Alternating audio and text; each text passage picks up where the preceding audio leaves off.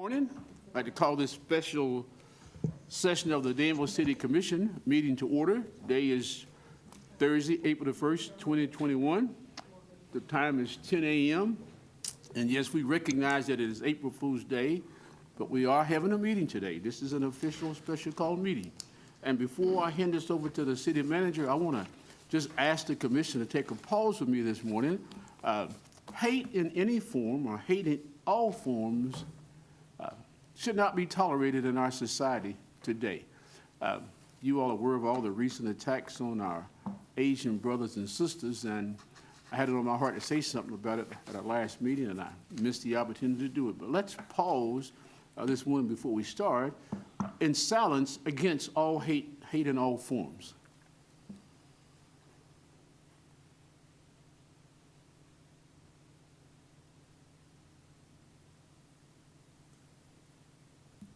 Thank you. So now I'd like to hand over this meeting agenda to our city manager, Mr. Earl Coffey. Thank you, Mayor, Commissioners. So this meeting is, I'm big on brainstorming. I like to think out loud.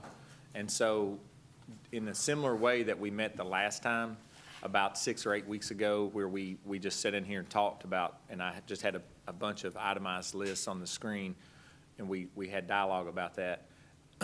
That's what I think is very healthy and helpful sometimes, because there are certain details that you just can't communicate. So this should be a relatively short meeting, but it's really designed to create a forum for you as a Board of Commissioners to tell us what to do, right? And so we again, we have a list of things that we've worked on, that we are working on, that has been done, and what we think are some next steps as a follow-up, and it's a little bit more detailed from that initial conversation. I started this in one direction, changed it to what we have in front of you. And so then, matter of fact, changed it this morning. But, yeah, yeah. And so then the mayor, and he's not here, so I'll speak for him.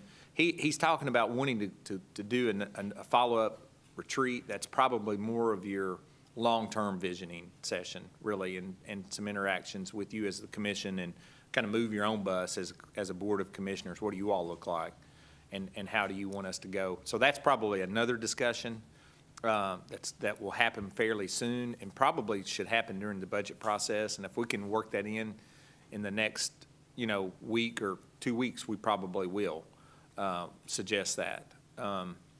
And so we'll just continue on that road. But this meeting today is, again, as a follow-up to that other conversation.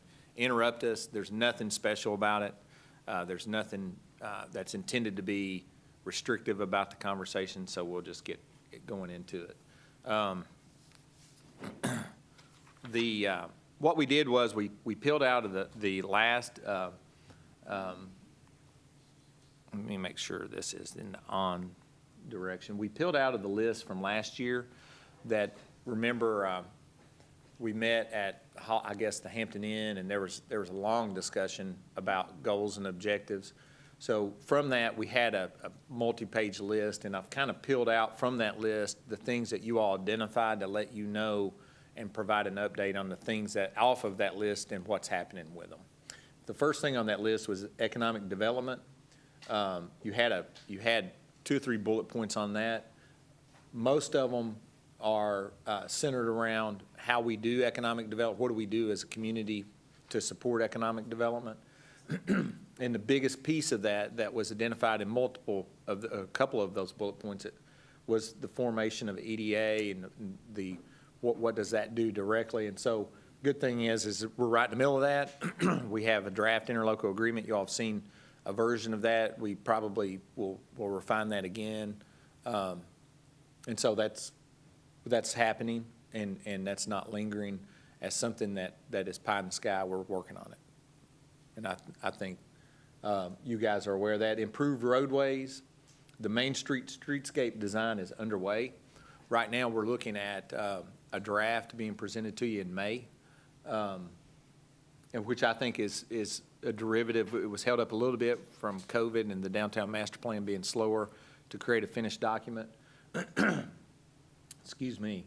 But I think it'll be a good design. I've seen some drafts of it and seen some concepts. We're working on cost information now and the final scope parameters, and so that we have a good understanding of what that cost is. Better working relationship with Kentucky Transportation Cabinet. We have tried to do that. We have tried to bridge the gap of communication with their staff in Frankfurt. I feel like that there is some success there, as evidenced by their inviting Josh in to work directly with the design team that is working on the East Danville connector. We were able to get project funding secured, and their contract is underway, and they were steered, the consultants, as they were going through the design process, was even steered here to receive comments and feedback from what has been discussed locally while we support that road, right? So we feel like that relationship is improving, and we'll continue to work on that. Don't you believe that the relationship is already improved because Josh and Marshall, didn't they literally come out of that building? Marshall did. Josh has extensive experience with them, but yeah, I mean, that was a good hire. Those were good hires. Yeah. In terms of bridging that gap, and I know it's paid off with on the Perryville Road Bridge project in Perryville already, and I know it's paid off with this project, and we'll continue to do that. Are they doing the bridge this summer? It's supposed to, yeah. I Okay. think it's supposed to bid within 60 days or 30 days. Could bid next month. I knew a date. I can't remember what that was. I do know they're hoping to do it this summer. Develop and implement approach to integrate parks. That is an ongoing effort. We've met with Parks and Rec Director and engineering multiple times since we've hired the Parks and Rec Director. We want to streamline maintenance. We want to organize facility use so that the Parks and Rec Director can focus on programming, focus on the things that we need and services that we need enhanced, so that they're not all the time mowing grass, so that they're not just 100% of their energy focused on trying to keep the grass cut, right? And so we have trails that we've added to the system. That's just a lot of work. And so as we go forward, we'll continue to do that. And so that is the facilities maintenance should really be a blended function. Engineering will support Parks and Recreation's master plan. They will take the lead on that. Probably that's a burden that operationally Parks and Rec just aren't really equipped to do. But they have to play a role in that, right? And so that's kind of the position we're trying to put them in, so that they don't have to take the lead, but they get to participate and communicate what they perceive as their needs out of the Parks and Rec master plan. So that's an interesting process, and we do think that we're having success there. We're a little slow because of COVID. Last year, nothing really happened. And so we are full force. We've integrated Parks and Rec into HR, IT, just normal city operations. Parks and Rec Director shows up at the management team meetings again. And we're, I guess, lumping Jenny Rogers into this now as so, well. yes, and so the facilities, the aquatics and other is what I wrote on the screen. We are planning is underway now for all newly acquired sites, meaning, and in also the existing parks. So what we want to do is take the Parks and Rec master plan and look at the properties now that's under the city umbrella, and let's see all the boxes we can check with those facilities out of that master plan. And then what we'd like to do is spend a little bit of energy with an architect and engineer, not a lot of money, but a little bit of energy and effort in developing some concept views of what those facilities need to be. Once we've identified features for some of those facilities, we're going to reach out and work with the community partners identified in the downtown master plan, including the hospital, including the school districts. We will continue to reach out to both schools and try to have some coordinated meetings with their staff, their facility staff, so that we can identify shared resources and take advantage of the space we have, given each other's space and operational staff that each entity has, so that we provide services in the most cost-effective way possible. Where we have shared missions, we need to do that together, if we can. Pocket parks, are we still looking for places to utilize those? Yeah, and actually, the mayor had a good idea, and I've not really contemplated this too deeply yet, so I don't really have a lot of feedback from me to really anyone on it. But he identified the gazebo. We had always decided the gazebo that came out of Wisiger Park would go to Millennium Park and be an asset to where the pond is. But his question is can we incorporate that into the streetscape so that it's downtown in some way? That's an interesting idea, and that would be akin to a pocket park. We just have to have the right spot for it. And so as we go forward, we're going to think about that a lot. Maybe we can get that incorporated into it. And so you can imagine driving along the street, that would be very artistic. It'd be a seating area. It would be, so I don't know, that's an interesting concept, and we'll look into that. Yeah, it's covered Yeah. from the well, sun, from the yeah. rain, so it's always good. So that's interesting. So parks and facilities, you'll hear a lot more discussion on that over the next 2 to 3 months, and maybe even late in the summer by the time we get all the way to it. But that is an ongoing effort.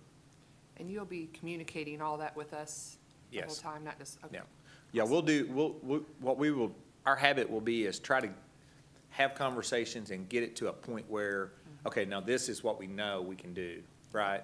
So that there's not just intermediate dialogue about, hey, we're working on it. We want to get to a point where we can say, well, this is A, B, and C. We really think this is what we're thinking as a group, and then let you all provide us feedback on that. Great. One of the things you all talked a lot about was development of professional HR department. I truly feel like we've got that moving in the right direction. Randy's got he's gathered an understanding of that role now. We've been able to work together on that and really get him understanding of governmental operations. He's transitioned well from the private sector into this role. It's a little bit different, a little bit nuanced. Recruit, retrain program. He's worked really hard on onboarding. Salary survey is we're done with that. We're presenting that now. The benefits package, he has some strong ideas on how maybe we can restructure some of those components like vacation time. How do we do that? So we'll continue to have those conversations and then get into the employee manual, and the broader benefits are the conversations on like how do we do vacation time and sick time? What's the industry standard on that? Can it be PTO time instead of sick time, vacation time? What does that look like? So he's got some great ideas there, and we will continue to work on that. I do think that is successful. We talked a lot about the transportation needs and an assessment plan. What we've done is we've talked about it in the categories you all mentioned, from a tourism perspective, walkability, and just the general flow of traffic. We believe that the East Danville Boulevard helps that. Some of the ideas that came out of the downtown master plan are important. For example, we're leaning into the idea, the state, when we did the original discussion on the downtown lane reduction program around 2012 to 2014, we did the small urban area study. The Transportation Cabinet did. We got to participate in that. The East Danville Boulevard was a confirmed need out of that small urban area study. And so one of the components of that was a roundabout down at Walnut and Stanford Road.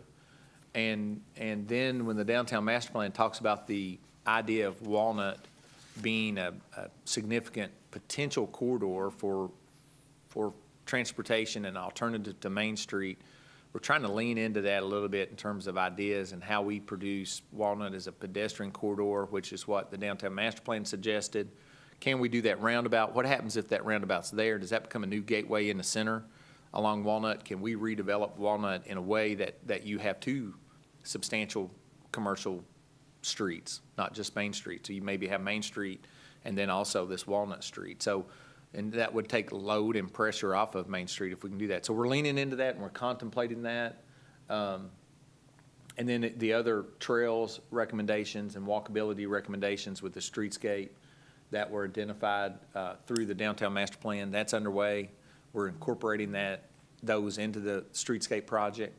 Also, the engineering is working on the transportation chapter in the comp plan and going through that and trying to edit those, as well as the subdivision regs right now with planning zoning director and county engineer. So they're working on those things as we speak. Earl, what do you think the odds of that roundabout becoming a real thing are?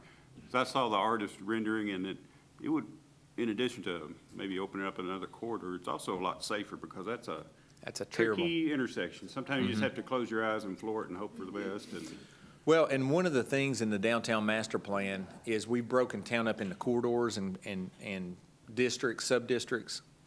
That's the East Danville district, and what we've identified are key things within each district that we can focus on. That roundabout is one of them. Funding for that is much more likely, believe it or not, from COVID with the stimulus that the federal government is identifying. They have a strong emphasis on infrastructure investment. And so we are thinking about how we can leverage some of that money for roadway improvements, such as that were included in the downtown master plan, such as Church Street, such as that roundabout, little things like that. How can we get those things leveraged? sounds good. Yeah. Can we use Jenny Rogers and the fact that we now will own it? Can we use that as leverage for the need of that? Possibly. I think the Stanford Road Walnut intersection kind of stands on its own. That's a dangerous intersection. It doesn't function correctly. We don't have a lot of accidents there because it really, people don't, they try to just They get through avoid it. it, yeah. I truly believe that. I think when people, unlike the intersection at Walnut and Fourth, where you have high accidents, people take that for granted. They can see it coming. It's a traditional geometry. You do have site visibility issues that Josh is trying to address using the streetscape. I do think we'll do some temporary stuff there before the major project, probably, if the timing works. But people take that for granted. People don't take Wilderness for granted or Stanford for granted. They know that that's messed up, so they tend to walk through Slow that down. rather than run, in my opinion. Yeah. So we'll continue to work on that. Any other ideas are welcome. Citizen awareness campaign. You all talked about that. We are actively working on that. We are developing a spring newsletter right now. We are soliciting some outside help to do that and to make that more readable, more publishable. We expect to have something done by the end of April, and our goal right now is to present the newsletter, the first draft of that, at the first commission meeting in May. We are being more deliberate with outward communication. When asked, we communicate with people just very deliberately, right? We don't, it's not that we don't temper our communication. We try to make sure that if there's a question, we try to address it, right? Like we deliberately do that, whether it be from the newspaper. We do try to, our frequency of Facebook posts, we try to make those productive. We try to communicate what's happening. We're, again, very deliberate with that communication, as well as we try to send you bullet points from time to time. We hope to do that more frequently and more regularly so that you all are aware of little things that are going on, so that as that circles around, then you at least have some awareness of those things. And so that's not been at the frequency over the last month, probably, once we've gotten into the budget process as we would like. But hopefully we would get to a point where, we would have at some point some weekly update of what's happened, just the little bullet points. And not a lot of text, just word, just sentence each, something like that. So you picture the newsletter being electronic, I'd like to do that monthly. We would, you know, but not- just do it online, not, and the only reason I say that is because some people just don't go online that much, but I don't know how we reach those folks necessarily. well, I mean, you know, you would do some printed, some, you know, maybe you would print your quarterly and make it available. But a monthly newsletter should not be an obstacle. I mean, we should be capable of doing that. We have so much information, and the problem for us is finding staff time to draft it. So if we got the management team in here and we said, okay, we're all gonna write an article, you'd see eyes roll, you would see, because none of us want to do that. None of us have time to do that, really. Because Yeah, it's. I get that, I Yeah, understand that. but saying that, though, you know, if we can get just a little bit of outside support from people that are used to writing, which is what we're pursuing now, and used to assembling those, it turns into a 5-minute conversation with the police chief might make 2 stories and two nice articles of things we need to communicate outwardly, right? So that's kind of how we're trying to do the newsletter. We want to communicate our message through conversation and then let that become a story, which tells the history better, right? Tells what we're doing better than trying to us bullet point data all the Right, time. and then it enhances one voice as well, Correct. which is, you know, a big goal. So electronically, that would be, do you have an email list that you're gathering? We can do that in different ways. We can send that through the ClickFix app. Yeah, the app would be good. From Facebook. I mean, once you have it digitally, you can market that through email, in different ways, yeah. And we should. And folks that like that personal touch and come in, it's nice to have a place to set it out, like right where they come. Whoops, you know. I think the commissioners could do an article, starting with the newest and working our way up. Started with the newest. Started with Starts the the newest newest. one. No, I am say- serious, though. I think it would be interesting perspective to have the commission occasionally Yeah. write something in there. Yeah, we can do that. Whether it be nonsense or not. That's actually a good idea. I like Yeah. that actually is a sound idea, and you accidentally stumbled across it, I guess. No, that's a well thought out. A well-thought-out What are you plan. talking about? Once, No. once every decade, Cottle has a good That's a idea. good idea. We don't do that enough. I'm Yeah. done, by the way. Yeah. Thank you very Yeah, much. That's it. Only do one show a day. I gotta go. No, I mean, I think it's a good idea. I think it at least needs to come from the mayor, and maybe when we initially start rolling it out, maybe if we use our water bill addresses and actually do a mailer, but then we can transition people over to electronic and then the app. I mean, I think we need to do a huge rollout of this app. Correct. And Agreed. then Yeah. that way, that's how we Yeah. communicate with people. Well, and we were talking about bringing the app back to another commission meeting and continue to raise awareness by just making another public presentation of it. But, you know, you need off the city's website, you need to be able to sign up for the newsletter. There needs to be a link there, right? Yeah. And we have another valuable asset in our community that, to me, is always looking for good stories, and that's the Advocate Messenger.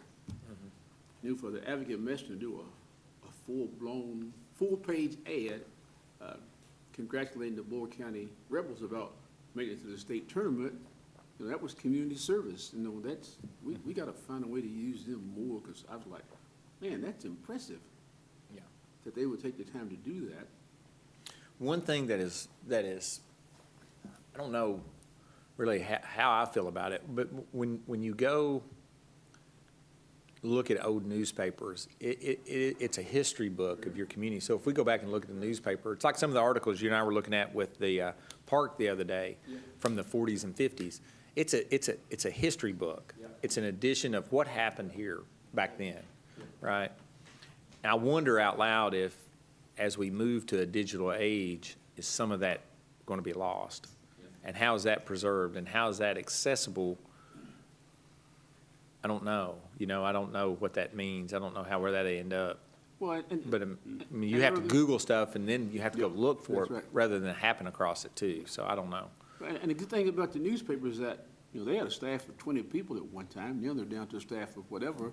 But I've always told folks, the best way to get your news story in the paper is to write it up and send it to the newspaper as a news story, a news brief, and they're always looking for stuff. So- Absolutely, So yeah. we could do some of that with the stuff that's in our own newspaper, our own newsletter, but also have it printed in the Advocate, because they're looking for stuff right now. Yeah, we would like to get to a point where we're doing some type of press release at least once a week, maybe twice a month, somewhere in that range, and just to let folks know what we're doing. Right, Get them to where they're calling you to ask you what's going on. That's the news story, newsworthy. yeah. So that, the easiest way to describe that is just being deliberate with communicating outwardly, right? And then the websites, revisions to the website's underway. We're working on the city logos. I wrote April down. When do you think you're going to have a presentation for the commission? I'm waiting on feedback from people. Use your microphone. They didn't give me one today. I'm just kidding. I want some feedback from a couple of commissioners. I will give you some today, ma'am. Okay. Even though you're not talking about me specifically, I will give you some. Do you need She's not feedback talking about from, me. do you need feedback from commissioners? Pardon? I reviewed the email, but I didn't feel like I was being asked to send feedback. I just said, whoa. Yes, you were. It said, tell us what you think. Well, I did tell them what I was thinking, whoa. So maybe by the end of Look, see, April, I'm maybe so the second excited. commission meeting in April, we can try to roll that out a little Like bit. stars, Is that except fair? Yeah. We'll see what it Need looks like. 13 stars represent Kentucky, but I know, yeah. One of the little things is that city seal right up there. It is yellow and it's not generic at all, but the county, they have one in their courthouse where they've modernized that. Did you get a chance to go up there and look at that, Ash? They have one where they've got it a little bit more vibrant in terms of the use of colors, but it's the same seal. So, we're going to look at that too while we're at it. And, And that was my question is this logo replacing the seal, or are we No. gonna Sure. update the seal and kind of use them both? updating the letterhead, your seal is your seal. Yeah, I mean, that's an official seal. right. And so we would update that from a color palette probably. Okay. Try to do that, like, similar to what the county has up there. I think if you, Where it's in the is that? fiscal courtroom. In the room, okay. Yeah. I'll go up there and look. And it's, if you get in there, you can glance at it. I think it's a little bit more modern of a take of the seal and from a color palette, like I said. And, so we've not talked about that yet with staff, but I think, staff, we've probably seen about 75 versions of a logo where we're trying to do different things with it. And, I don't know, I think hopefully it's getting to a point where it's at least modern and is different and will be consistent across multiple departments, or creates a derivative from it that carries into other departments and other ways to use it so that you've got the same connectivity across the board.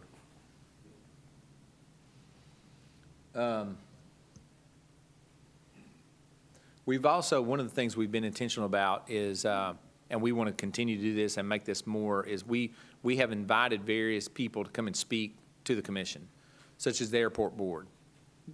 Rob, we asked Rob to just come. We asked Mike Rogers to come as the MS director. We will continue to do those types of things, not just city departments, but also city departments. If, we've asked department heads to come and speak and just talk about their department on at least once a month or once a meeting. We got a lot of departments. But I do think there's a benefit from hearing from people like the airport board more frequently than during the budget year. I mean, what are they doing? What's going on down there? And letting them interact with the community in that way and providing the commission's meetings as an outlet to do that, which better engages the citizens. And I do think there's a value to that.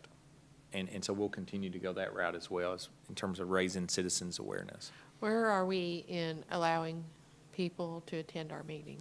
We need to, theoretically, the restriction's not been lifted yet. So right now, we are about where we can be with that.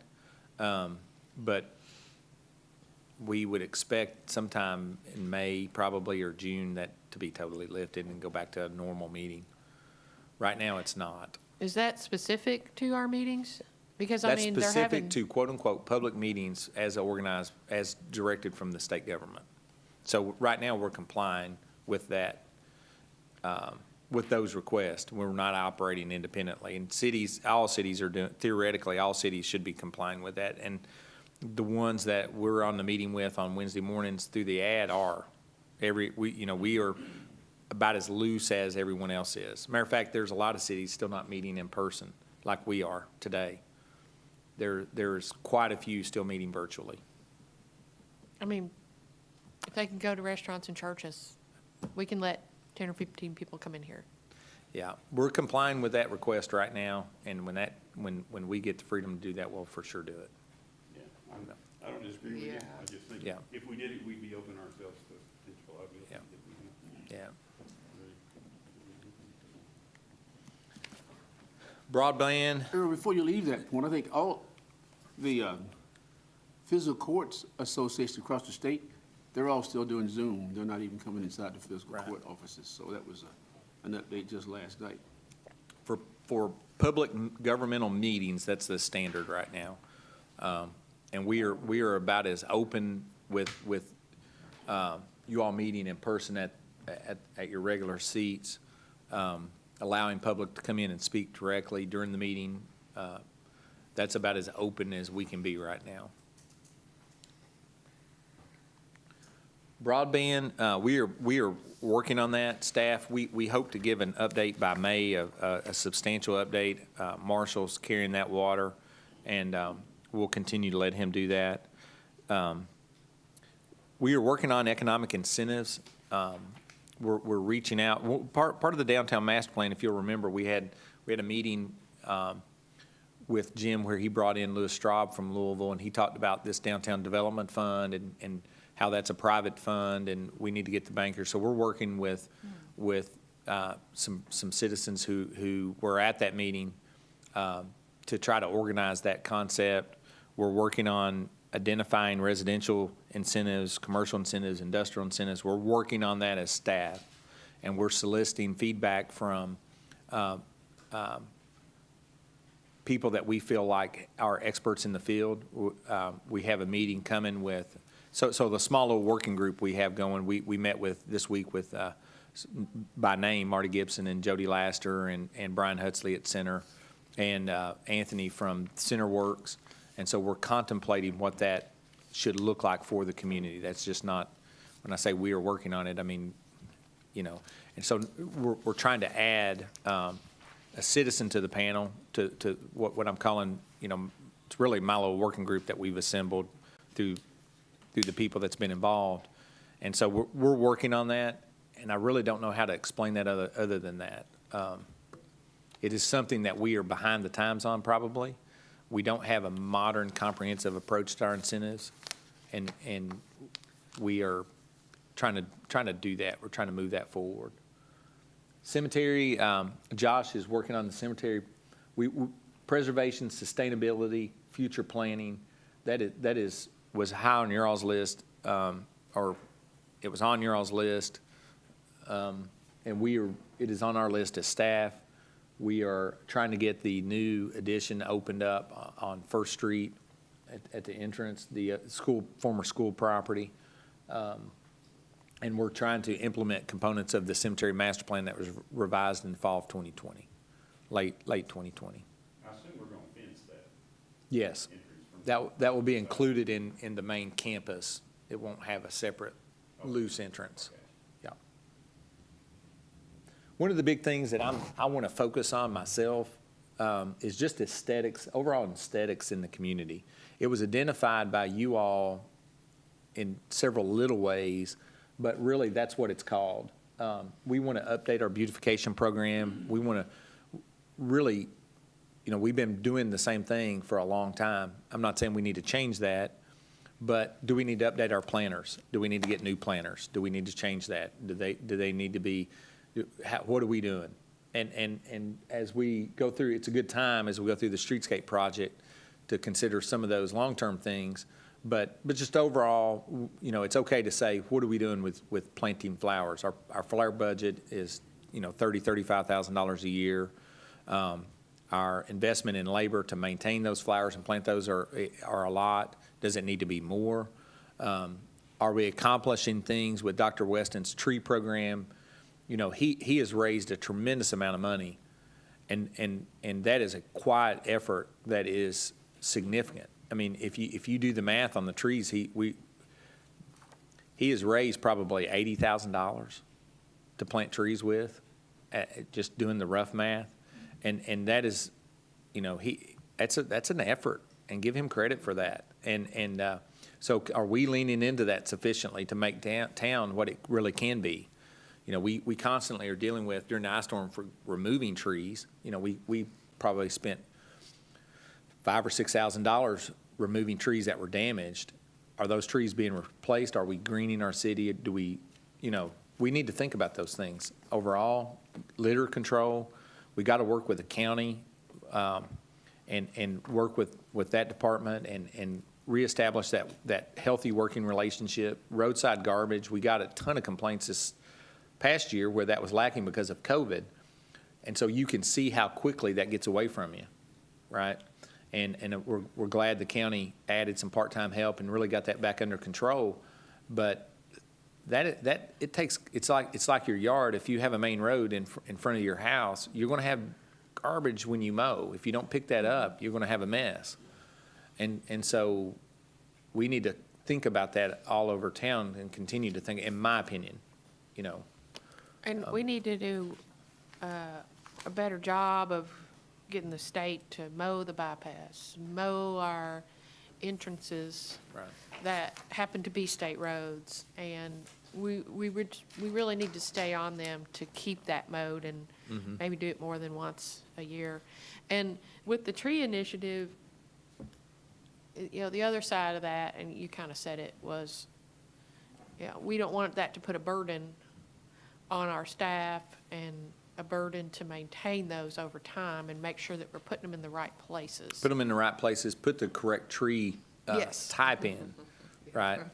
That fits for where it's going, you know, that kind of thing. Yeah. Yeah. This probably has nothing to do with anything budget-wise, but I have been, received more thanks for you guys going around picking up limbs. Oh, yeah. Nobody does that. We do that. I mean, Well, I mean, very and- few communities. What do you do if you don't? Right? I mean, Yeah. like, what's the city Yeah. doing if it doesn't do stuff like that? Well, Right, I mean- I don't disagree, but I think it's great that we do and people appreciate it. That's, just want to let y'all know that. Well, and the county residents know that we're doing it and appreciate the fact we're doing it in the city, but it's not being done in the county. And before we got started, I gave Earl some kudos about Lanark and Argyle out walking. People just stopped and said they're really pleased about the way that they got it done, but also the fact that, you know, it's been wet. They could have tore up the grass and made a mess, but they haven't done that. So very positive comments about that. Yeah, some of the piles have been there a little while now. It goes back to what I told you right before the meeting, is that's just taken a while to go through it. You know, it takes about 4 or 6 weeks to go through each leaf cycle. Yeah. When we pick up leaves, this has taken a solid 6 weeks probably. But it's getting done, and we'll get everything picked up and go on to the spring. Well, like I told you, the piles are growing because people are aware of the fact we're coming around to pick it up. So if there's any tree trimming that needs to be done right now, a lot of folks are trying to get it done so they can put it out there and not worry about getting it carried off. So been some very good comments. And they're still they're in Lanark again this morning, I believe. So they've been in Lanark and Argyle. It's taken them 3 days, I bet. Yeah, let me say this too. During the ice storm, if you were on a street that had power out and then everybody got their power on, and you had one house that's not, like I had for a while, that can get really frustrating. So in the same way with the debris picking up, they, for example, went down the east side of Lexington Avenue and left the west side because they were trying to make a loop to come back down that other side. So you do not get forgotten in that situation. They are trying to keep everything on the right side of the road. They're trying to do, so yeah, for example, Maple Avenue, they went down one side and then come back down the other, right? So just be patient. They have a route they're working on, and so they'll get there eventually. Yeah. Yeah, And your communication was much appreciated. So it all around was a positive experience. Yeah. Because the city communicated what area they were going to, and anyway, good job communicating, so. One of the things that we've not talked a lot about, Louisville has done this successfully, is the creation of a land bank authority. I don't know if you all want to do that or not. This would be the first time probably we've talked about it in public. It'd be something for you to think about somewhere down the road, and if it's something you all want us to pursue, I'll describe it here. If y'all want us to pursue it, bring it back up to us. We won't push it as an agenda item. But what some communities do with condemned properties is, we had one that was condemned like in 2011 that was just recently sold. By the time it sold, the city had $30,000 in liens against it, right? The house it's not worth that at that point. And so a lot of times you end up with these absentee owners where someone moved away and it's just a house on a lot. Someone, the children are not here, they pick the parent up, they take them to their residence, could be wherever, Lexington or out of state. So these houses sit empty, and then some of them that are condemned are sitting empty longer. And so one of the options might be, rather than sit there and incur the liability for the city, what we could do, and what is being done in some other places, one of the ideas is you create this land bank authority where you seed it with, some money, and you acquire that condemned property and then resell it. And you use this land bank authority, and it's like a property exchange, and we're pulling condemned property or pulling property that's abandoned off of the road where it's at and trying to remarket it and get it back out into there to help that transition happen, rather than wait 10 years for it to happen. There's a benefit to renovation costs. Yeah, to or to doing it in tear 'em year down instead of- 2011. By the time it gets to 2021, it needs to be torn down. I don't know if that's some concept that you want us to develop. I think that's something, Louisville does it in a healthy way. I mean, they have a really healthy program, and as a matter of fact, they've set their land bank authority up where it has a constant availability of homes that they've acquired. They're constantly, it's available. You can go in there right now and identify 2 or 3 homes if you want to renovate a house and live in it, or renovate a house and become a landlord to rent property. You can, this is just a list of properties that they have that you can acquire, right? And trying to help that transition, because the city's got a lot of costs by the time you get to the end of it. The taxpayer generally has a lot of costs, but then you look at the property values around it. How are those negatively affected by a house sitting there empty for 10 years? Sure. Right? So to me, there's an economic advantage to investing in that. So other communities But- work with their housing authority, or they have a different entity, whatever they call it, to offer low-income loan or low-interest loans to, single parents.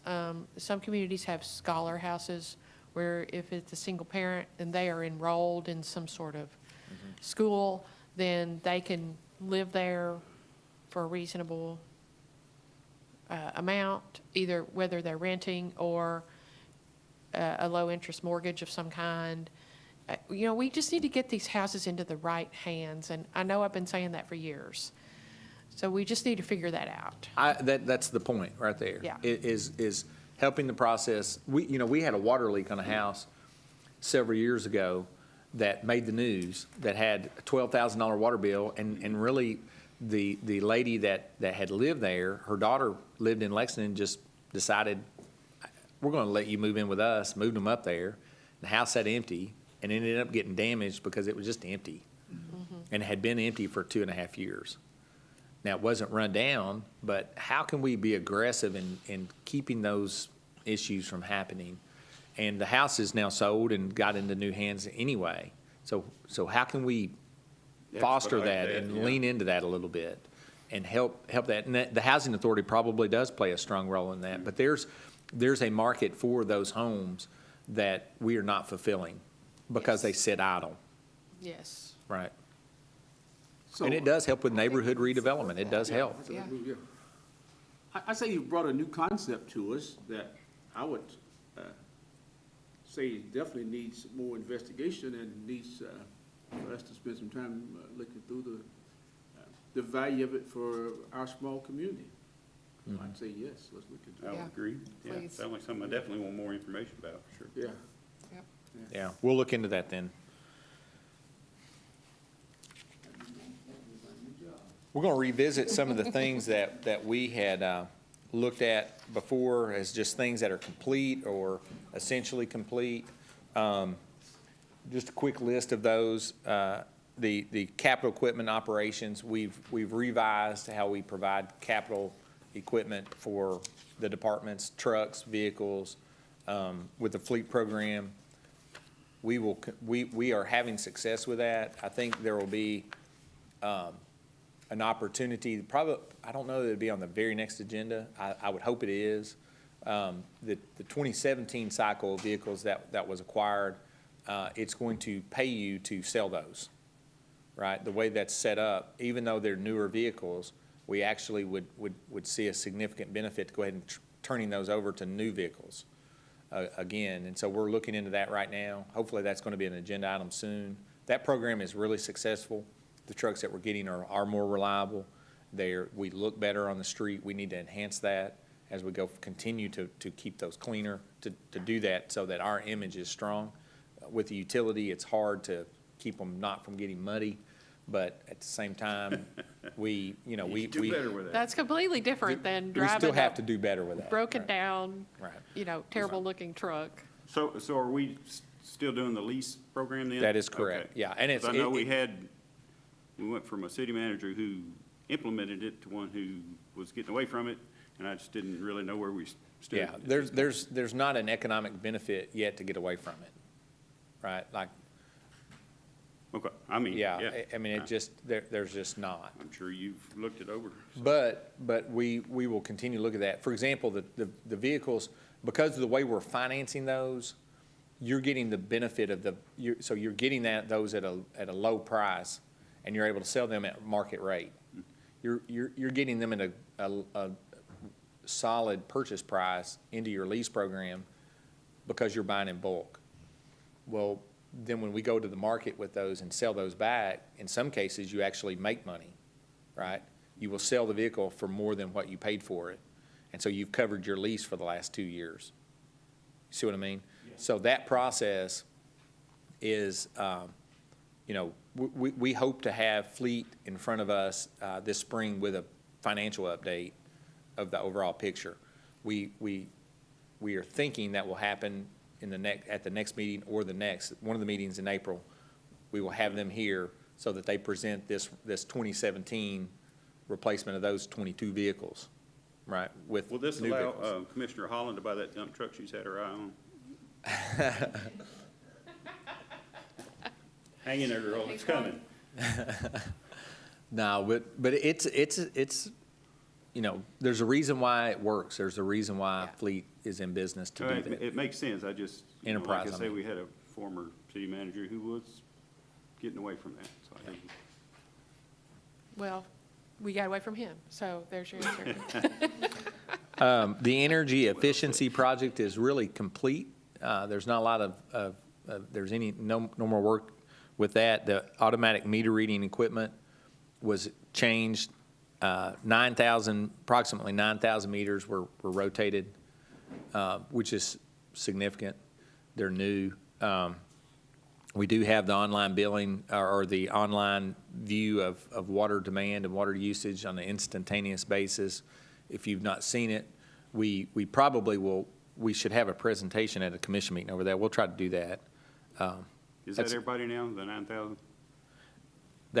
No, we have 11,000 meters. Okay, But those are the meters that are readable from a fixed base, okay. right? So those are we have 2 antennas. We have one in town. We have one at Tower Hill picking up Junction City. So the meters that we can read from those 2 points are about 9,000. Will we eventually get the other 2 in, or So- it does not feasible? The east end of the county probably doesn't lend itself to really 1 point. So that's going to be a drive-by system. Okay, Same thing for the west side. Once you get past really Bluegrass Pike is what I always say. But Okay. once you get out in there, it's really not, doesn't lend itself. But now I will say with the new tower that's being put up, we need to investigate that to see what we can pick up on that end of the county. I was out by there yesterday. I don't know, is that a big hole ram or a drill or what is that they have? Should be a drill. They should be working on the foundation right now. Yeah. Yeah.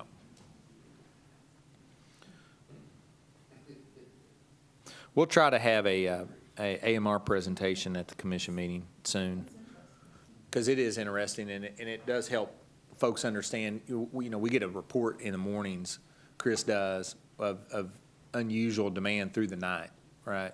And, it's really real-time information. I know that we found several leaks. Commissioner Sirius had a leak one night. We flagged it, and sure enough, he did some work the next couple days and called back and said, check my profile tonight, and it was fixed. And so, imagine if that went on for months. I had a leak last year that they found immediately. Yeah. That's a great service. I mean, The guy knocked on my Oh. door and said, "You have a leak." Yeah. And it was pretty major. And financial software, we're implementing that now. Our goal is July 1st. We want to convert to monthly billing during that process with the financial software and the AMR system. That will result in the opportunity to do monthly billing in a healthy way and so we're looking forward to that.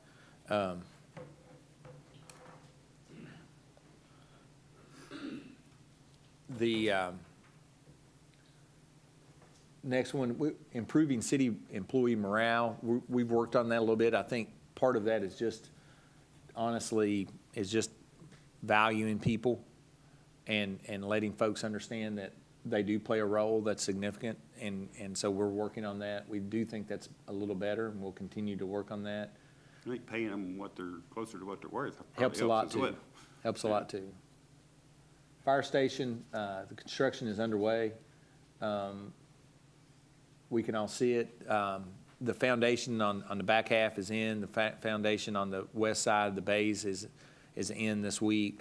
They're working on the tunnel next, and then they'll move to the front half, and then you'll start seeing things start to create a vertical break in the Earth's surface. You'll start to see something go up rather than digging around in a pile of dirt out there. Yeah, right now it looks like a pool. Condemned property, I think Codes has done a good job with being more assertive with just demo and then identification. Their program, they've done a good job of getting out there, and then we'll continue to work on that with this land bank. We'll talk to Bridget about that, and we'll see what ideas come out of that. 911, it's a city department now. It's fully integrated into the city, city housed. We've got from the station on top of the hill 5 years ago, it's in the basement now. Nice new equipment. We have employee morale that we're trying to help foster, and so we're excited. You heard that presentation the other day, and we have some room there.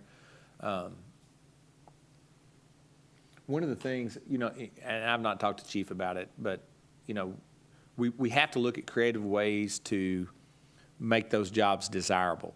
And really, and yes, pay is a big piece of it. Those jobs are probably underpaid by a good amount, but that pay may help. Not knowing your schedule fully hurts, coming in, being able to sometimes just working 12 hours. Again, I'll mention this, but I have no idea. What if, so we'll what if for a second, what if hours were restricted to 32 hours a week? But you got paid at a higher rate, so that was okay. So then you weren't burnt out, right? Like you didn't end up on 3 12-hour days back to back to back, and then another 8-hour day after that, right? Given that line of work, that can be pretty stressful. I mean, you can be dealing with a catastrophic emergency on one hand, and then a police issue on the other hand. Yeah. That can be very stressful. So I don't know. We'll talk about that as we go forward. And then Main Street streetscape, 4th to 5th has been done, obviously, since the one of the so this list included things that were identified on a list from 2017, 2018. talking about things that were done since then. You know, Main Street now, we're moving on to the next two blocks. Lexington Avenue Park, Crowley Park's been renamed, it's done, fully functional. We're getting into the maintenance of that now, which is a good thing. Perryville Road Water Tower, you just mentioned it, it's under construction. The water line to Perryville is under construction. Wastewater plant, we've been out to bid on that. We're evaluating those now. COVID impacted that probably in a different way than the fire station. We're not really sure what to do with that yet, but we're trusting Marshall's judgment as he's evaluating a strategy to move forward on that. And then the Is there a streetlights. deadline, like a federal deadline we have to meet on that, or? No, this first phase, it's complicated. We probably can let Marshall detail that for you. But you have a sanitary sewer overflow program, you have a capacity management and operations and maintenance program. That CMOM is active now, right? It's due in April.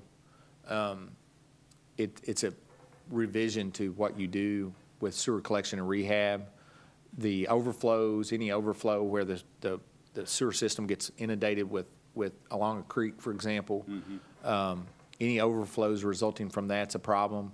That is going to be an issue for every community. We'll repeat it here moving forward. That's going to be a huge cost to deal with that, but to be compliant with the Clean Water Act, which is what the Division of Water says you're going to be, you're going to continue to spend money on the wastewater system. It's going to be a financial burden moving forward in a big way, and so we'll just continue to work on that. Is the only thing I know to say. Probably off the subject, but it relates to maybe future budgets. At one time, there was a belief that we were going to have to pre-treat stormwater. Is that still a potential at some point? The Division of Water likes the concept of integrated planning for water, whether it's drinking water, wastewater, stormwater, all water. And there was an idea that really started in 2010, 2012 that the Clean Water Act says that any water that hits the ground ultimately is going to be H2O, because that's the strict interpretation of the Clean Water Act, is that we will restore all water to original condition, basically. Well, what does that mean? And so a big push on the sediment control is that. A big push on sanitary sewer overflows is that. And so there is, you know, that's stormwater and this is wastewater. So the EPA's view is that that's integrated planning. And so you will see a trend continue in that direction over the course of time. So we'll Yeah. need to, at some point, start. Right. You will see an increased investment in stormwater as a result of that. Josh is working on the permit right now during this meeting. The investment in water quality will only increase as we go forward, whether it be wastewater, water, or stormwater. Streetlights, the idea of changing out the heads worked. We didn't know if our electrical system could support it. Turns out it did. So we're, just as a transition between some future streetscape, that was good. We actually looked into the idea of can we continue on down to Stanford Road? We will continue to look into that. But I do think that downtown's brighter and it's functioning better. So then, what do we do? Where do we go from here? You go past that was really a great working relationship between the community and city to get that done and to save all that money that we could potentially save, so that was really great. Yeah, that was citizen driven. Yeah. There's no question. And we continue to try to listen and as ideas come out, we don't just throw them away, and we try to listen to them. All right. And So- that's always good PR when you're communicating, just, hey, put that in your newsletters, like, Yeah. we're working with this group, even take some pictures of you with the citizens group, and just always share how money is saved. I wouldn't use Earl personally, but you can do somebody else. Well, but it was a good example about, But, yeah, they wanted it done yesterday, but we took them through the right process. Right, And it yeah. got done, and got done very, I think, got done in a speedy time frame for us, but also got done very appropriately for the community. Oh, that's a good partnership. Yeah, me too, yeah. So where do we go from here? That's your guys telling us what to do, right? We have a list that we assembled, but what do you all want us to do? What do you all see? We see, we would suggest that continued focus on the downtown master plan is critical. We've identified working and support staff for each of the districts. For example, KSD, we met with Scott Hahn, and we met with Jamie Gay and Bill Melton, and we'll continue to find that working group for KSD's property. We'll find the working group for the core district. We will, on the Downtown Development Fund, we've got this group assembled that we're working on that. So when I'm identifying working groups or support staff in each district, so Josh might be working on the roundabout down there on the East Entry District, right? So we've identified a list of items. We will come back to you either in April or May to give you a big picture update on what's happening with the downtown master plan so that you can understand that there is nothing, we're trying to touch every district, we're trying to touch everything with something that's doable. So the first pass was identify things that are doable, right? And so we're working on those aggressively.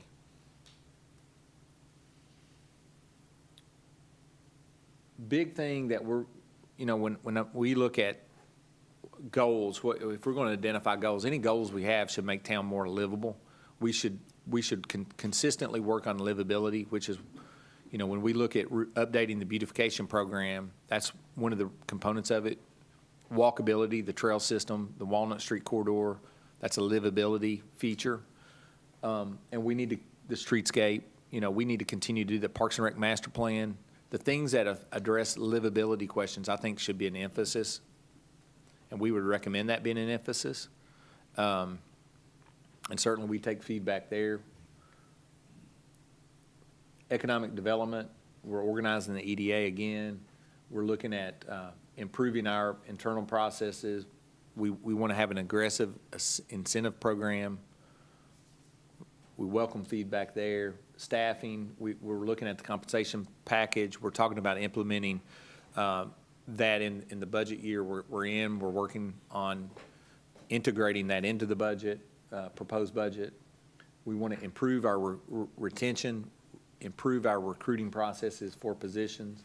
And of course, the utility will have a strong capital need as the utility ages, as growth pushes outward from town, as it has had over the few years. You still have areas, the East Secretariat area still doesn't have sanitary sewer publicly available.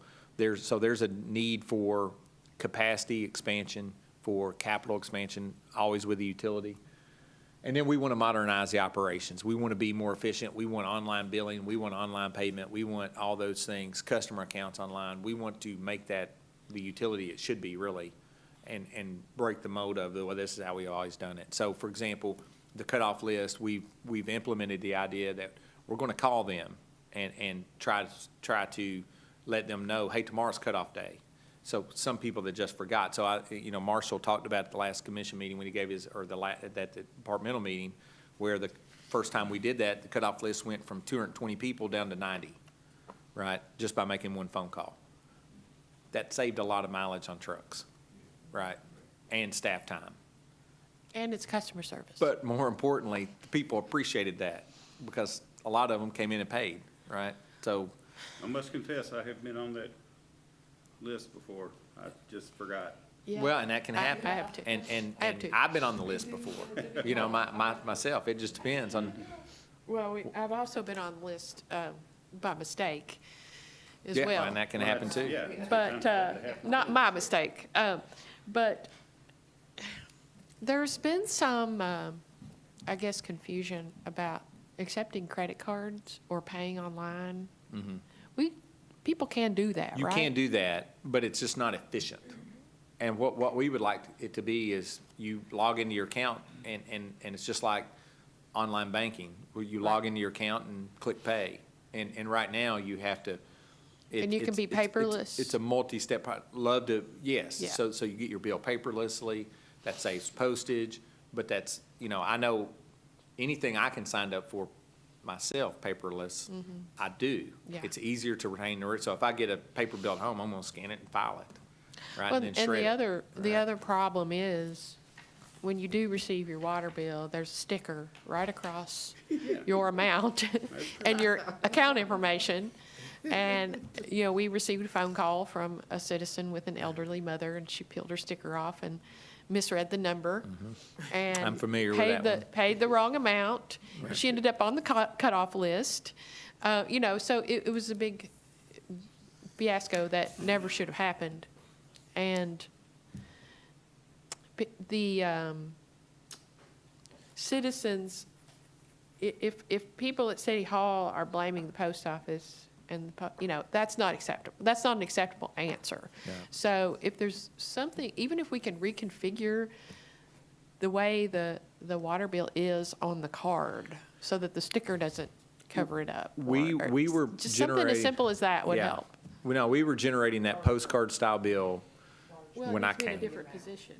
and it's okay to change, and it's And okay it's to a- be modern. In the middle, in large numbers, pay this amount. That should be your biggest number on the Yeah. whole card, not down at the bottom in tiny print under a sticker. Yeah, So those things, to me, would be fairly easy. Yeah. And offering online and paperless would be a huge benefit on both sides. yeah, I agree.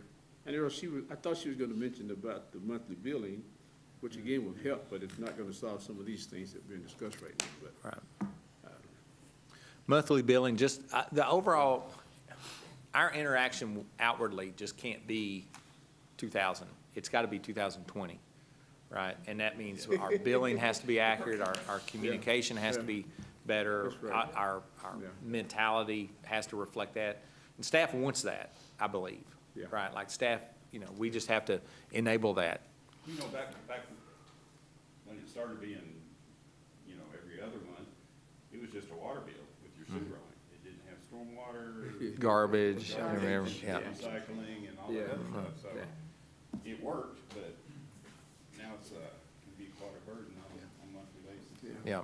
Lots of people will be happy when it's every month. And there've So- been times when I felt like I wanted to pay the water and the garbage and, everything else except not pay the sewage.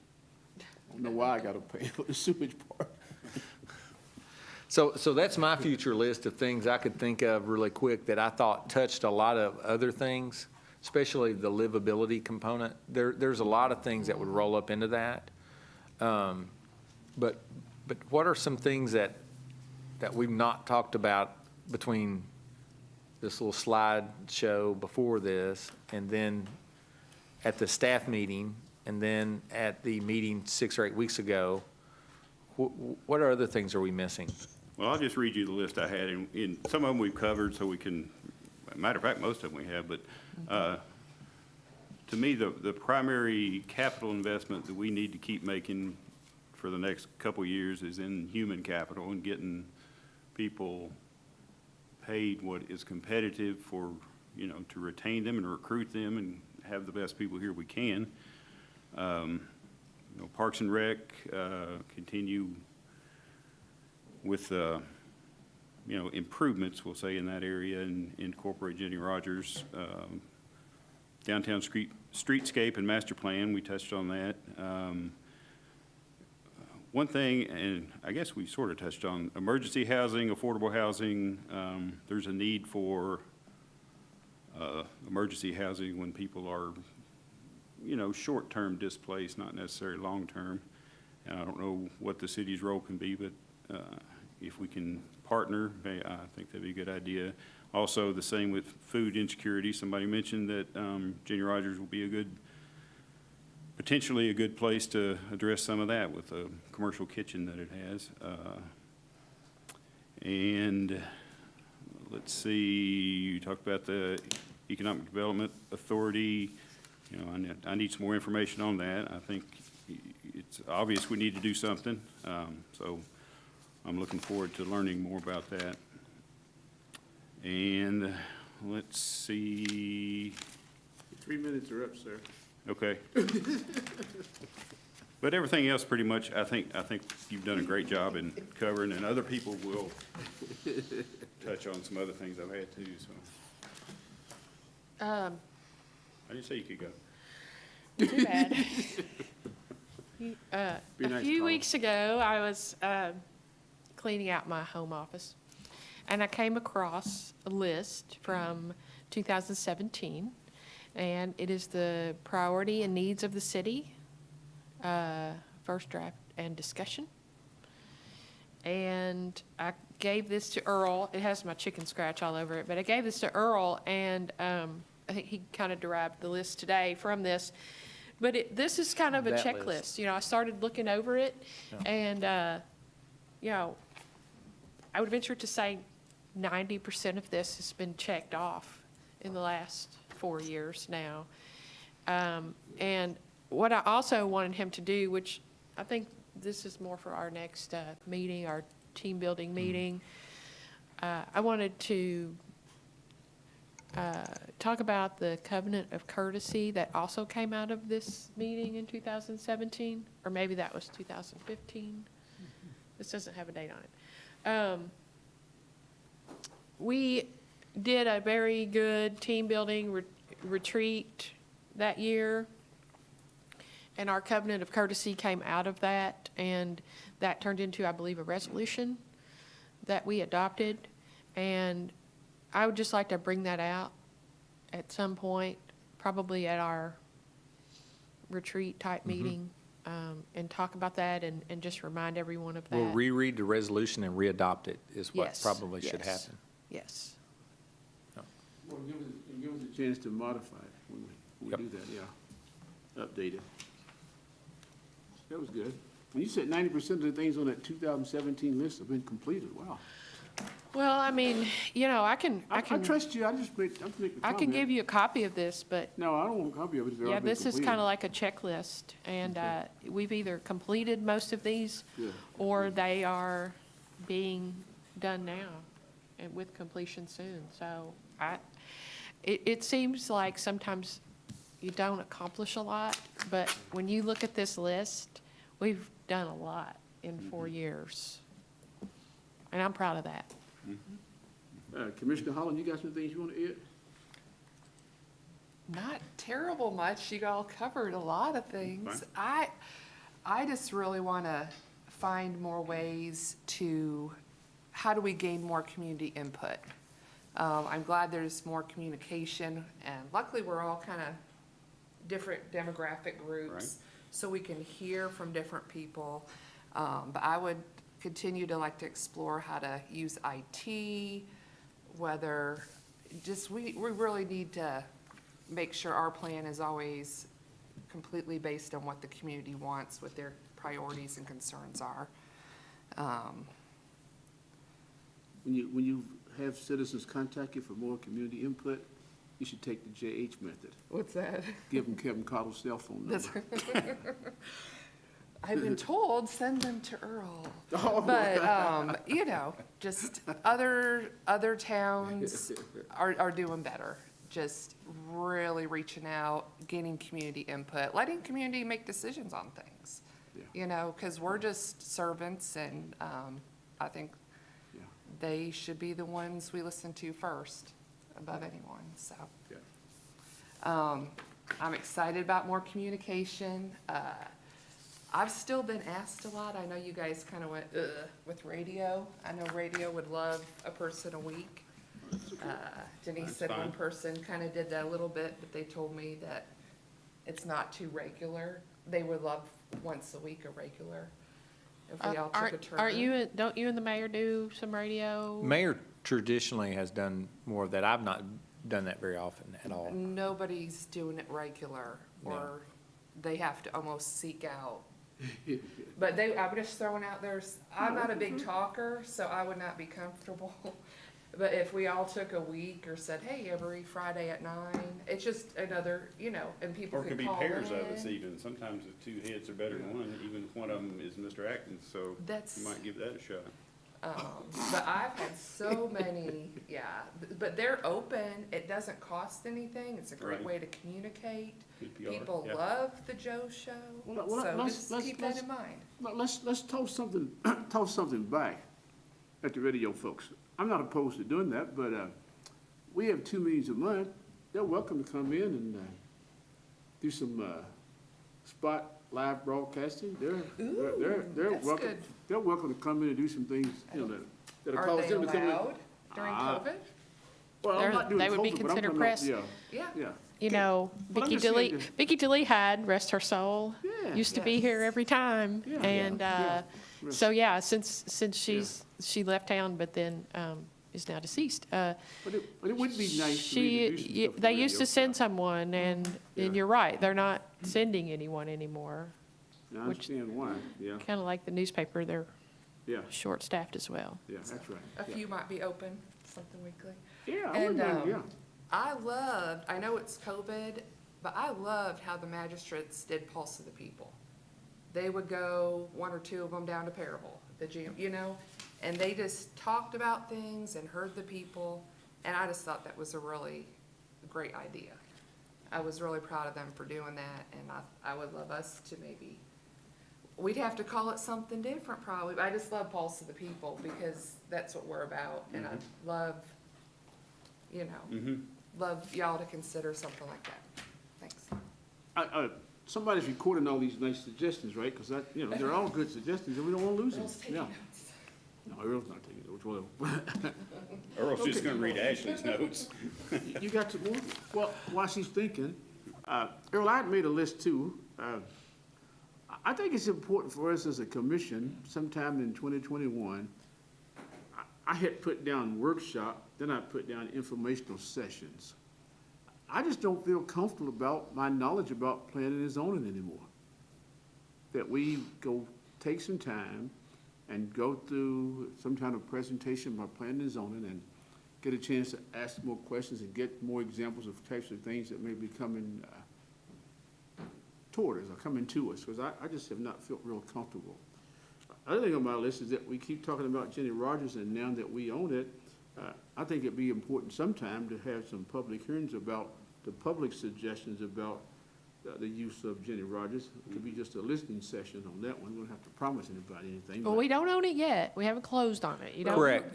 You Correct. never. Yeah, yeah, right. Never get ahead of the closing. That is correct. So to be honest with you, we've not said a lot because just to Yeah, I put that understand. out there, But- because but we don't own it Notice I yet. said sometime after we open back up sometime in the summer, and I would not want to do that until we actually own it.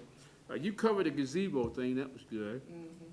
And the only other thing I had on my list is that, Earl and I talked to Dan Mann and some associates about some cost-saving analysis, and we're gonna try to continue pursuing that and eventually bring something maybe to the commission. I shared with Earl about the fact that Commissioner Terry and I went to a cost savings analysis workshop probably January of 2020, or fall of 2019, been a long time ago. And I gave Earl that information so we can start looking at that, but that's all I have. I think we've had been a lot of good information. So did you have some other things? No, what we will do is take the list that's here. Go ahead. After the adjournment of this meeting, I have a field trip planned for the commission and the city manager. It's inside this building. Earl and I talked about it a little bit before we got started. Still want to do that? Okay. Okay. So what I want to do is take just the little bit of dialogue we got today, take the dialogue from the last meeting, take the information that's in the slides, and assemble a goal. So what we see is the budget having a bunch of different components to it, one of which is the financial data, one of which is your goals and objectives. So we'll try to include this for you all ultimately to endorse at some point, and we will try to produce a working list for you to look at, provide us feedback on, and then ultimately we'll assemble it in terms of a finished document for you all to have. Can we go back to talking about the EDA for just a moment? Sure can. two commissioners have made the comment that it feels rushed. And I don't want anyone to feel rushed. And maybe we don't need to talk specifics today, but we do need to talk about that and make sure everyone is comfortable with it. I Well, know and why it feels rushed, but it isn't. Right. It right. won't Well, be. the perception of it being rushed is different than actuality, Yes. right? So go back My to, perception is my reality. though. correct. So it's important to go back and sit on what's actually been said. And so what we're talking about right now is that we want to establish, we asked the question months ago, do you all agree that land as an incentive is important? The task force of the EDP identified that as a need, right? So therefore, the only legal mechanism you have to, as a public agency, to acquire land is an economic development authority, Yes. right? So therefore, you have to create one. And so now what we have suggested is that you create one with the county. There's an interlocal agreement that establishes that. You're gonna have a chairman. We would then suggest to the EDP, okay, now we have this economic development authority, what do we do? Right? So that's gonna be a continuation of dialogue Yeah. for a while. The outcome of that is to be determined. What you do with that is to be determined. There's no preconceived notion. Now that that is being formed, you're hearing a lot of feedback on, well, what's the city doing? Well, we're doing exactly what we said we were doing. Like, there's no variation of that. We're trying to form an EDA because everyone says that land, we are not competitive because we don't have this as an option, or we're running out of land, or we're doing these things. So this is the mechanism that you use to do that. Yeah, I understand that, and I agree with Commissioner Terry. We probably ought to have maybe just a workshop on that particular topic. I know we have, but maybe we need to do it again, or we can do it today. But I understand all that, and that all makes sense to me. It's, I guess the devil's in the details. I'm not sure. I don't have enough details to make a good decision right now, and maybe it's not the time. Maybe the details come later. Exactly. But Exactly. in that case, I don't want to throw money at anything that I don't know what I'm throwing money at. Correct. Yeah, and so we're not suggesting buying land. Nobody's suggesting doing any of that. You Not don't. hiring people, not buying land, not this budget year. So what we're talking about doing is assembling a board of an EDA, assembling a chairman, let that chairman develop, and through that board, develop bylaws, how they want to operate, which have to be done. Then, again, how does that play a role with the EDP, right? Or with your existing strategies? Does that mean you need to revise what the EDP looks like? I don't know that answer. Some suggest it is. I've heard that scuttlebutt. Denise has felt like it has, right? I mean, cause you to revisit how you interact with each other. All that's healthy discussion, and if we want to move forward, we need to have that discussion. We need to talk about, are we doing our job recruiting businesses? How are we doing these things? Are we communicating with each other well? All those are operational things that we've talked about in the own self-evaluation of the EDP need to be addressed, right? And so those are conversations that have to happen. What we're talking about with the EDA is forming an EDA that has a specific purpose right now. Okay. Right. Okay. But I also think the discussion about the EDA, to form or not to form, has sort of been dealt with. I think the reason why it's of urgency now is because we're in the budgetary process, and we have gotten a request probably from EDP for some funding for 21, 22. I think that's gonna be a part of our discussion as we go through this process, so. The The interlocal, the baseline budget we would propose, to be honest and totally frank, would probably include money for the EDP, like we've talked about before, and would also include some money for the EDA to operate from. if that's what you all choose to do. Yeah. So what we have to do, if you create an organization, what we're trying to do is figure out, okay, can we put money into that this year? If we can, to what level do we? We'll have a level we will propose to you, and we'll go from there. If y'all don't want to do that, then don't do that, right? Yeah. Like, so what we would like to do, if you're going to form an EDA, let's make that EDA do something. Let's make it functional. Yeah. So does it need staff? We know that we have shortfalls in how, and I appreciate everybody talking about, anecdotally, oh, we're doing all these things fine. To be honest, I had a business on Main Street for years.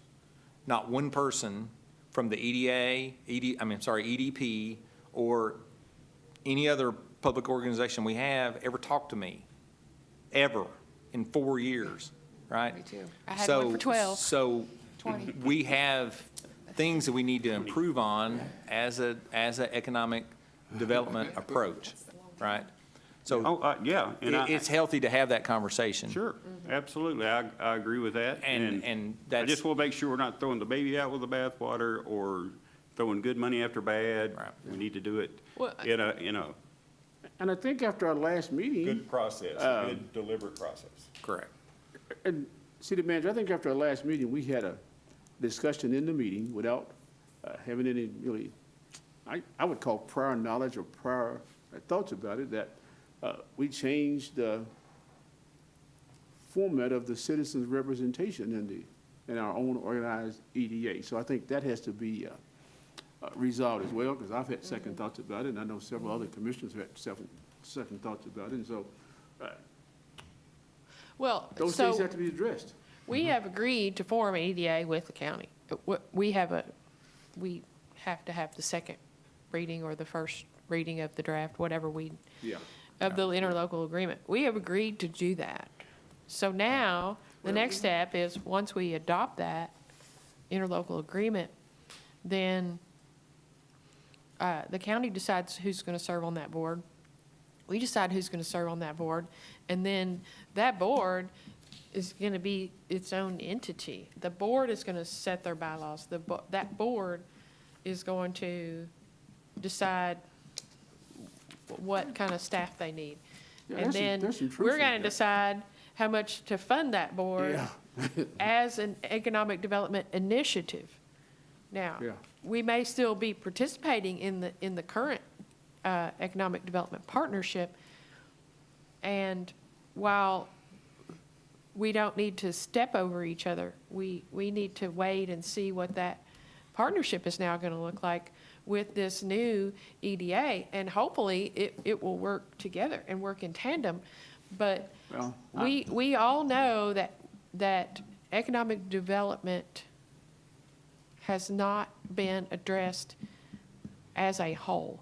Industry has been addressed and talked about. Our model is really what you're trying to Yes. verbalize. Yes. The economic development model here, so we had the 2017 strategic plan.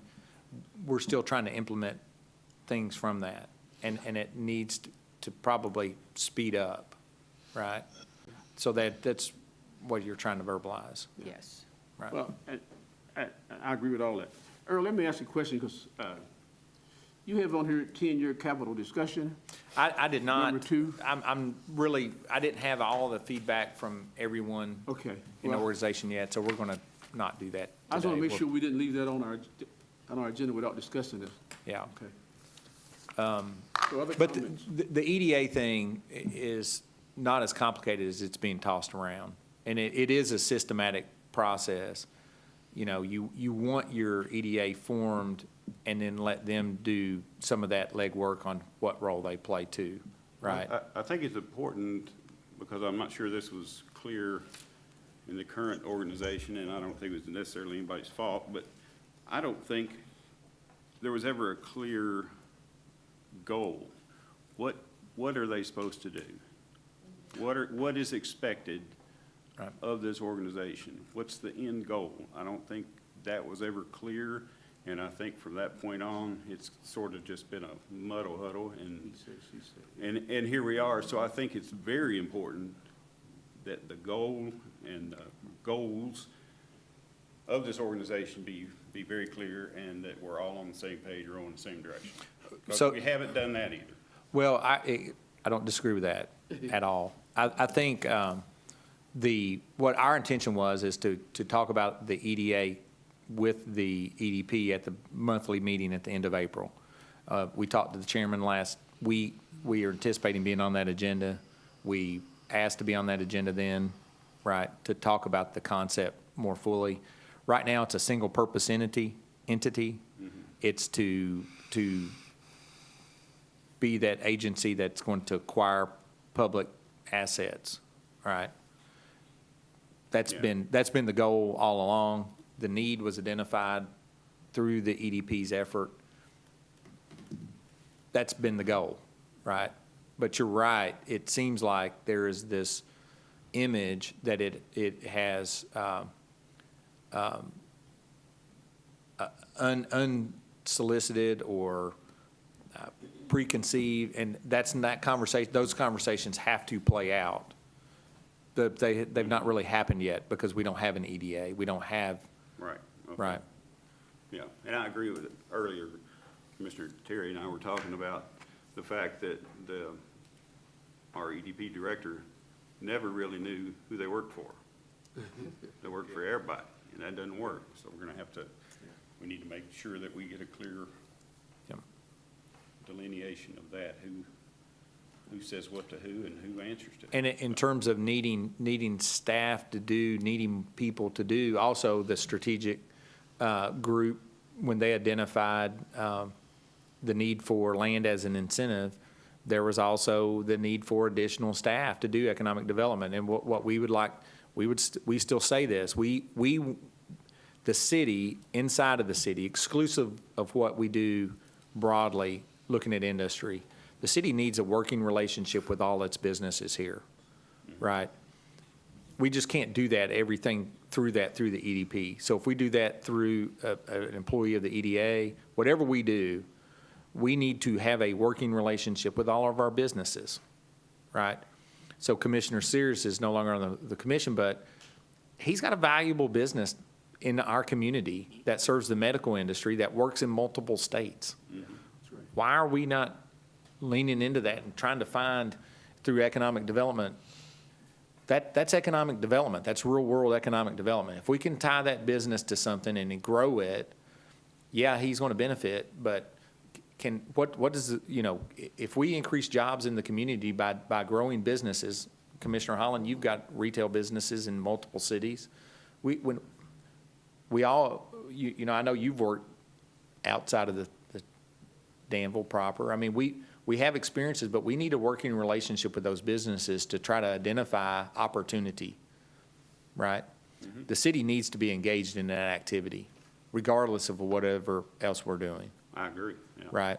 And so that's in and of itself, that concept in and of itself requires us to talk to the EDP about these staffing, the situation, all of those things.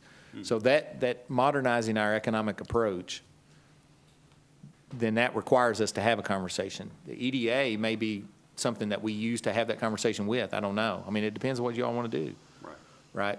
But right now, we're stuck on, we still don't have a mechanism. If something happened tomorrow and you need to actively engage in a situation where you have to work on property, you still don't have a legal mechanism to do that with the county, right? So we need to get to that point and then go forward, really. I appreciate the clarification on many of those items, and I think it's a matter of me thinking we're going full speed ahead with our outboard on, and when really, maybe we're going a little Yeah. slower than that. It has to be a systematic approach. As long as we agree on that, I think we're good. Right.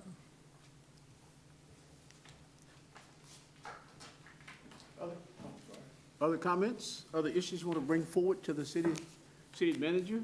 I keep wanting to call him city engineer, but he's city manager now. The air thing. That's all I got. Oh, I was gonna say one thing. I'm sorry. When you bring forward some of these ideas that we've talked about today, could you put specific price tags on those items? We can start developing that, yeah, more. We don't do that enough. When I go back and look at some of those old lists, we throw darts at things and, you know, there were some things on there might cost $20 million. Right. If we actually did them. Like a transportation plan's great and new roads are great, but some of those you just can't afford Right. without federal intervention, right? Yeah. Yeah. Thank And you. I just wanted to talk briefly about Jenny Rogers. Once we close on that property, I would love to have somehow, I would love to open it up to the public, give tours, let people see it, have a town hall type meeting or multiple town hall type meetings. I would like to have ballot boxes so people can drop their suggestions and ideas in and really let the community know that is truly going to be a community center for the people, and we can do so many things there. And there are ideas that we haven't even thought of that the community can think of, and I want to do that as soon as possible, as soon as we close on that. I think our closing date is sometime in mid-May, as long as we're on target for that. I'd like to plan that and have a ribbon cutting, and, you know, this is another historic event that we're getting to do, and we need to make a big deal out of it. Any other comments? Chair will entertain a motion. I move for adjournment. Any second? Second. All those in favor? Aye. Aye.